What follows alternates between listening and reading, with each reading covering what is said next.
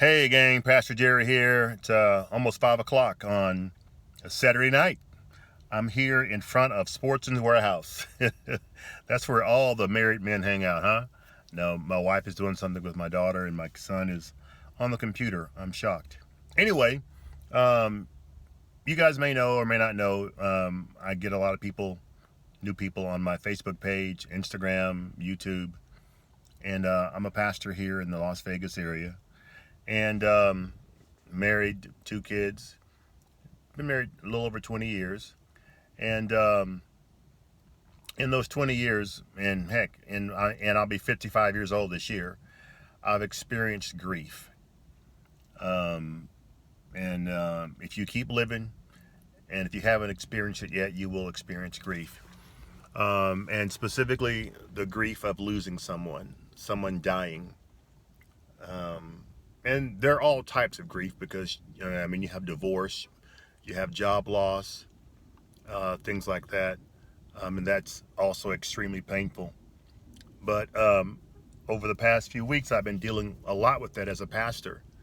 And so I wanted to kind of, just kind of share with you guys some things that I've found that have kind of helped me through grief, through losing someone.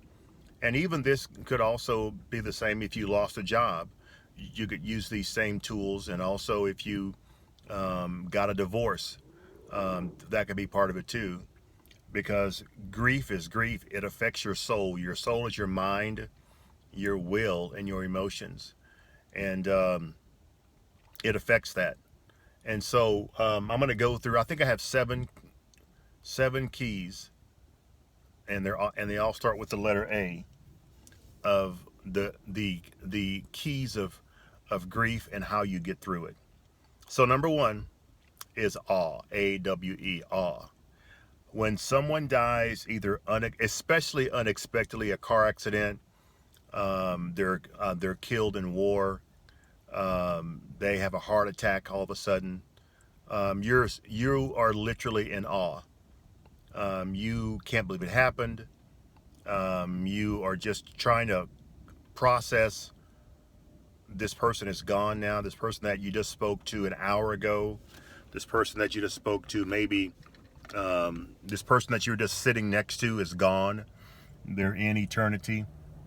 They're no longer there. And that is what I found is the first stage. My dad died when I was when we were at church. I went to a soccer game. I played soccer at the time, and he had a heart attack on the church steps, and he never woke up. And I actually saw him. I just left him that morning, and then I saw him on the gurney, dead, in the emergency room. So that was weird. Then you have the other kind of awe when you know they're going to die, when they would not know whether there's a chance they're going to die, when they have cancer, when they have diabetes, when they have a tumor or something like that. My mother-in-law passed. Her cancer battle was about a year to 18 months, and it was a slow death. It was not fun.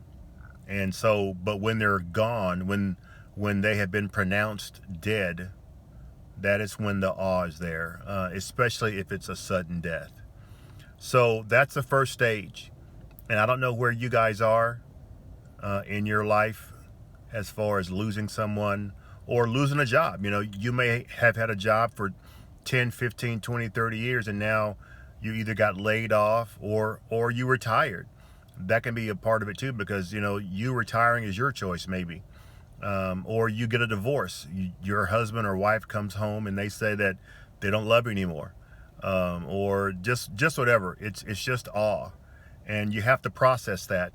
And there are certain ways to process that. The first way to process it is just saying, well, that's a part of the other keys, but the main thing is you're in awe. And different people process things different ways. You may have to get alone. You may have to get with the people. You may have to cry right there. You may not cry. There is a right and wrong way to grieve. but everyone grieves those ways differently. And so I'm going to talk to you guys over the next few days about the 7 steps of grief. And I hope this helps someone out there. Pass it along, share it. And then if you know people who are going through it, send this to them, because I hope it'll help, because I've been through it with a lot of different people. When my mom died, she had diabetes, but, she, it was just weird how she passed.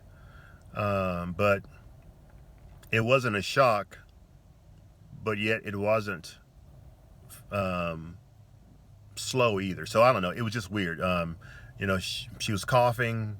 Her blood sugar was really high.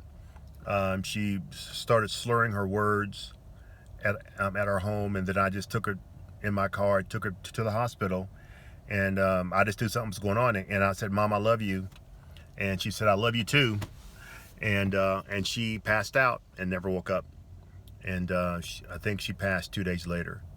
So it was just weird. So anyway, so that's the first stage. So if you're in awe right now, the best way to deal with the awe, and this is later on, but you need to sit down and figure out your way of processing.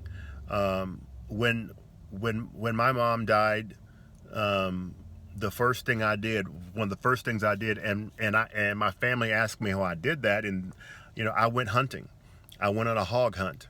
That's how I processed it. I had to go out and be out in the woods and shoot something. And it wasn't because I was angry, but because I just had to get out of where I was, out of the city, and just go out into the wilderness and do something. And so you may process it by drinking coffee, or hopefully you don't get drunk, or hopefully you don't do drugs, but you may take a long drive, you may go on vacation. As long as it's not damaging to you or anyone else, no one can tell you how to process the awe. All right, and so that's the first stage of processing grief. Anyway, I'll be talking the next few days on the rest of those. You guys can tune in. I'm not sure what day and time I'll do it, but I will do it, and I hope it helps you guys. All right, have a great Saturday night, and we'll catch you later on. Bye-bye.